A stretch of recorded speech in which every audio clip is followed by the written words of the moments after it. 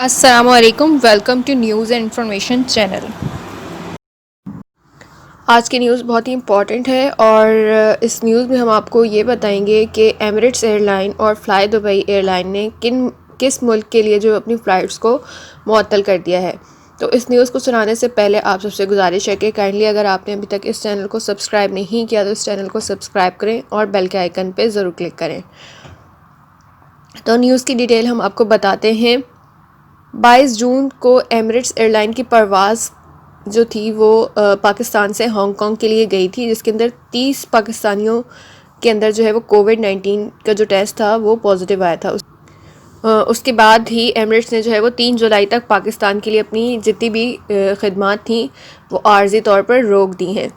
Emirates airline जो है उसने अपनी पाकिस्तान के लिए अपनी जितनी भी परवाज़ें हैं पाकिस्तान से जो कि यूएई आती हैं या किसी और कंट्री में जाती हैं, उन तमाम को उसने मुअत्तल कर दिया है। और जिन जिन लोगों ने अपने टिकट्स बुक करवाए थे तो वो सब जो है वो कैंसिल हो चुके हैं, क्योंकि डॉन अखबार की जो रिपोर्ट है इसके मुताबिक जो है वो 30 मुसाफिरों में शामिल जो है वो कुछ मर्द और ख़वातीन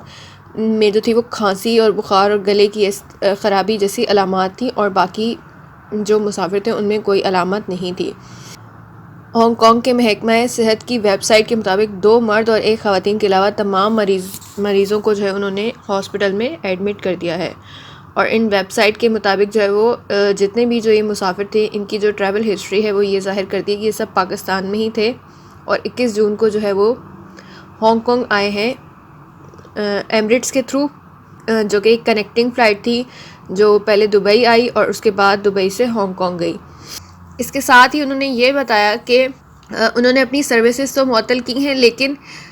इसके बावजूद जो शेड्यूल की फ़्लाइट्स हैं, जो रेपैट्रिएशन फ़्लाइट्स हैं, जो बैरून मुल्क फंसे हुए जितने भी पाकिस्तानी हैं उनको वापस पाकिस्तान लाने के लिए जो फ़्लाइट शेड्यूल है वो एज़ इट इज़ रहेगा